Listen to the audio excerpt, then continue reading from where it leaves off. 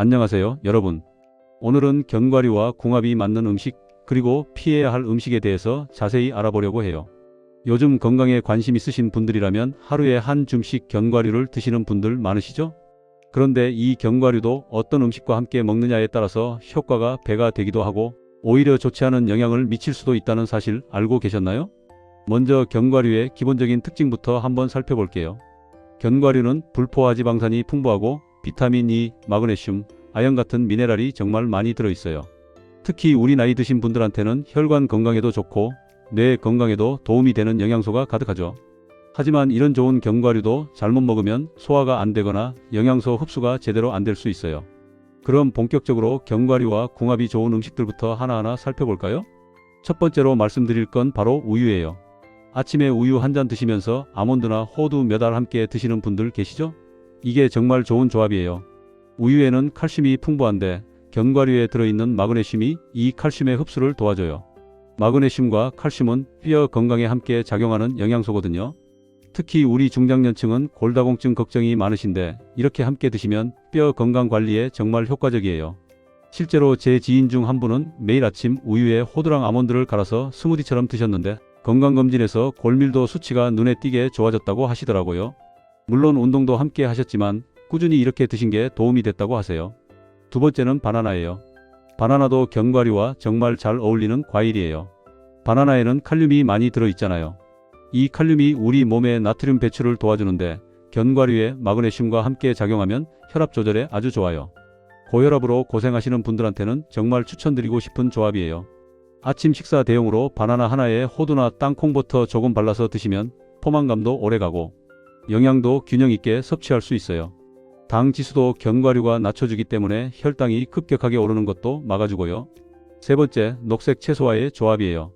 시금치, 케일, 브로콜리 같은 녹색 채소에는 철분이 들어있는데 이 철분이 비엠철분이라고 해서 흡수가 잘 안 되는 형태예요. 그런데 견과류에 들어있는 비타민 E와 불포화지방산이 이 철분의 흡수를 도와줘요. 샐러드 드실 때 견과류 조금 뿌려서 드시는 거 정말 좋은 습관이에요. 특히 여성분들은 나이가 들어도 철분 부족으로 빈혈이 올 수 있거든요. 시금치 나물 무칠 때 잣을 살짝 뿌려 드시거나 샐러드에 호두나 아몬드 슬라이스 올려서 드시면 철분 흡수에 정말 도움이 돼요. 네 번째는 요거트예요. 요거트와 견과류의 조합도 정말 환상적이에요. 요거트에는 유산균이 풍부하고 견과류에는 식이섬유가 많잖아요. 이 둘이 만나면 장 건강에 정말 좋아요. 유산균은 우리 장내 좋은 균을 늘려주고 식이섬유는 그 균들의 먹이가 되거든요. 아침이나 간식으로 플레인 요거트에 아몬드나 호두 다져서 넣고 거기에 꿀 한 스푼 정도 넣어서 드시면 맛도 좋고 건강에도 좋아요. 변비로 고생하시는 분들한테 특히 추천드려요. 제 어머니도 이렇게 드시기 시작하신 후로 장 건강이 많이 좋아지셨거든요. 다섯 번째, 통곡물과의 조합이에요. 현미, 귀리, 퀴노아 같은 통곡물과 견과류를 함께 먹으면 단백질의 질이 높아져요. 통곡물에 부족한 아미노산을 견과류가 보충해 주거든요. 특히 채식 위주로 드시는 분들한테는 이런 조합이 정말 중요해요. 아침에 오트밀 죽 끓일 때 호두나 아몬드 다져서 넣거나 현미밥에 잣이나 호두 섞어서 드시면 영양 균형이 정말 좋아져요. 포만감도 오래 유지되고 혈당도 천천히 올라가서 당뇨 관리하시는 분들한테도 좋고요. 여섯 번째는 블루베리예요. 블루베리와 견과류는 항산화 효과가 배가 되는 조합이에요. 블루베리에는 안토시아닌이라는 강력한 항산화 물질이 있고 견과류에는 비타민 E가 풍부하잖아요. 이 둘이 함께 작용하면 세포 노화를 막고 특히 눈 건강과 뇌 건강에 정말 좋아요. 아침에 블루베리 한 줌, 아몬드나 호두 몇 알 함께 드시면 하루를 정말 활기차게 시작하실 수 있어요. 기억력 개선에도 도움이 되고요. 실제로 연구 결과를 보면 블루베리와 호두를 함께 섭취한 그룹이 인지 기능 테스트에서 더 좋은 결과를 보였다고 해요. 일곱 번째, 다크 초콜릿이에요. 카카오 함량이 70% 이상인 다크 초콜릿과 견과류의 조합도 정말 좋아요. 다크 초콜릿의 플라보노이드와 견과류의 불포화지방산이 만나면 심혈관 건강에 특히 좋거든요. 물론 당분이 적은 다크 초콜릿을 선택하셔야 해요. 간식으로 다크 초콜릿 한두 조각에 아몬드 몇 알 함께 드시면 단맛도 즐기면서 건강도 챙길 수 있어요. 다만 과하게 드시면 칼로리가 높으니까 적당량만 드시는 게 중요해요. 여덟 번째는 녹차예요. 녹차의 카테킨과 견과류의 비타민 E가 만나면 항산화 효과가 정말 뛰어나요. 녹차 한 잔 마시면서 견과류 조금 드시면 오후 간식으로 정말 좋아요. 특히 녹차의 카페인이 각성 효과를 주는데 견과류의 지방이 카페인 흡수 속도를 조절해줘서 카페인에 민감하신 분들도 부담 없이 드실 수 있어요. 아홉 번째, 아보카도와의 조합이에요. 아보카도도 견과류처럼 건강한 지방이 풍부한 식품이잖아요. 이 둘을 함께 먹으면 지용성 비타민인 비타민 A, D, E, K의 흡수가 정말 좋아져요. 샐러드에 아보카도 슬라이스하고 견과류 뿌려서 드시면 영양 흡수에 정말 효과적이에요. 특히 눈 건강에 좋은 루테인 같은 성분도 지용성이거든요. 아보카도와 견과류의 건강한 지방이 이런 영양소들의 흡수를 도와줘요. 열 번째, 계피와의 조합도 빼놓을 수 없어요. 계피는 혈당 조절에 도움을 주는데 견과류와 함께 섭취하면 그 효과가 더 좋아져요. 아몬드 우유에 계피가루 살짝 타서 드시거나 호두에 계피가루 약간 묻혀서 드시면 맛도 좋고 건강에도 좋아요. 이제 반대로 견과류와 궁합이 맞지 않는 음식들을 살펴볼게요. 이 부분도 정말 중요해요. 좋은 음식도 잘못 먹으면 효과가 반감되거든요. 첫 번째로 피해야 할 조합은 견과류와 탄산음료예요. 탄산음료에는 인산이 많이 들어있는데 이 인산이 견과류의 칼슘이나 마그네슘 같은 미네랄과 결합해서 흡수를 방해해요. 게다가 탄산음료의 당분이 견과류의 건강한 지방 효과를 상쇄시켜버려요. 실제로 콜라나 사이다 같은 탄산음료를 마시면서 견과류를 드시는 분들 계신데 이건 정말 피하시는 게 좋아요. 견과류의 좋은 영양소를 제대로 흡수하지 못하게 되거든요. 두 번째는 정제된 탄수화물이에요. 흰빵, 흰 쌀밥, 과자 같은 정제된 탄수화물과 견과류를 함께 먹으면 혈당이 급격하게 올라갈 수 있어요. 견과류 자체는 혈당을 천천히 올리는 식품인데 정제 탄수화물과 함께 먹으면 그 효과가 사라져요. 특히 당뇨가 있으신 분들은 이 조합을 정말 조심하셔야 해요. 빵에 땅콩버터 발라 드실 때도 통곡물 빵을 선택하시는 게 훨씬 좋아요. 세 번째, 고칼슘 제제와의 동시 섭취예요. 칼슘 보충제를 드시는 분들 많으시죠? 그런데 칼슘 보충제와 견과류를 같은 시간에 드시면 견과류의 철분이나 아연 흡수가 방해받을 수 있어요. 칼슘과 철분, 아연은 서로 흡수를 경쟁하는 관계거든요. 칼슘 보충제는 아침에 드시고 견과류는 오후 간식으로 드시는 식으로 시간을 두고 섭취하시는 게 좋아요. 최소한 2-3시간 정도는 간격을 두시는 게 좋아요. 네 번째는 과도한 소금과의 조합이에요. 시중에 파는 견과류 중에 소금에 절인 제품들 많잖아요. 이런 견과류를 짠 음식과 함께 먹으면 나트륨 섭취가 과해져요. 특히 고혈압이 있으신 분들은 이 조합을 정말 피하셔야 해요. 된장찌개나 김치찌개 드시면서 소금에 절인 땅콩 같은 거 드시면 나트륨이 정말 과하게 들어가요. 견과류는 무염으로 드시고 짠 음식과는 함께 드시지 않는 게 좋아요. 다섯 번째, 알코올과의 조합이에요. 술자리에서 안주로 견과류 많이 드시죠? 사실 이것도 그렇게 좋은 조합은 아니에요. 알코올은 간에서 해독되는데 이 과정에서 많은 영양소를 소모해요. 견과류의 좋은 영양소들도 알코올 해독에 다 쓰여버리고 정작 우리 몸이 필요한 곳에는 쓰이지 못해요. 게다가 술을 드시면 소화 기능이 떨어지는데 견과류는 원래도 소화가 잘 안 되는 식품이잖아요. 이렇게 되면 속이 더부룩하고 소화 불량이 올 수 있어요. 여섯 번째는 카페인 과다 섭취와의 조합이에요. 커피를 하루에 서너 잔 이상 드시는 분들 계시죠? 카페인을 많이 섭취하면 칼슘이 소변으로 많이 배출돼요. 그런 상태에서 견과류를 아무리 많이 드셔도 칼슘과 마그네슘 흡수가 제대로 안 될 수 있어요. 커피는 하루 한두 잔 정도만 드시고 견과류는 커피와 시간을 두고 드시는 게 좋아요. 특히 커피 마신 직후에 바로 견과류 드시는 건 피하시는 게 좋아요. 일곱 번째, 가공육과의 조합이에요. 햄, 소시지, 베이컨 같은 가공육에는 방부제나 첨가물이 많이 들어있고 포화지방도 많아요. 이런 가공육과 견과류를 함께 먹으면 견과류의 건강한 불포화지방 효과가 상쇄돼요. 샌드위치 드실 때 베이컨이랑 땅콩버터를 함께 넣는 경우가 있는데 영양학적으로는 그렇게 좋은 조합이 아니에요. 차라리 아보카도나 채소와 함께 드시는 게 훨씬 좋아요. 여덟 번째는 설탕이 많이 들어간 음식과의 조합이에요. 케이크나 쿠키에 견과류가 들어간 제품들 많잖아요. 겉보기엔 건강해 보이지만 사실 설탕이 너무 많이 들어가 있어요. 이렇게 되면 견과류의 건강 효과는 거의 사라지고 오히려 칼로리만 높아져요. 견과류의 건강 효과를 제대로 보시려면 설탕이 들어가지 않은 상태로 드시는 게 가장 좋아요. 단맛이 필요하시면 꿀이나 메이플 시럽을 아주 조금만 사용하시고요. 아홉 번째, 튀긴 음식과의 조합이에요.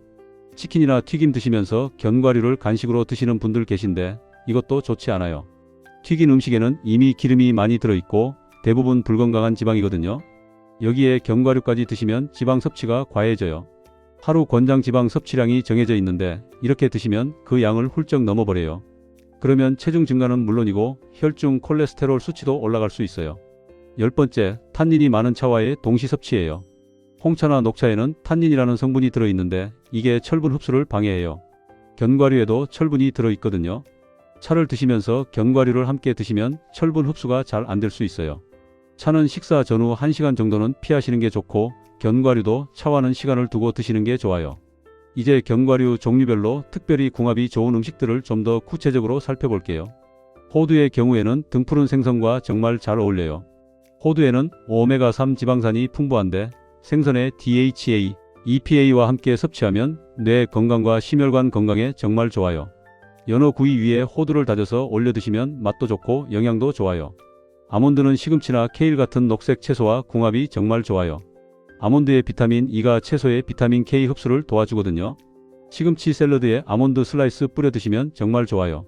캐슈넛은 닭고기나 두부 같은 담백한 단백질 식품과 잘 어울려요. 캐슈넛이 부드럽고 고소해서 담백한 음식에 풍미를 더해주거든요. 닭가슴살 볶음에 캐슈넛 넣으면 맛도 좋고 영양도 균형 잡혀요. 땅콩은 고구마와 정말 잘 맞아요. 고구마의 베타카로틴과 땅콩의 비타민 E가 만나면 항산화 효과가 정말 좋아요. 고구마 쪄서 땅콩버터 조금 찍어 드시면 간식으로 정말 좋아요. 잣은 우리나라 전통 음식과 잘 어울리죠. 특히 나물이나 죽에 넣으면 고소한 맛도 나고 영양도 좋아요.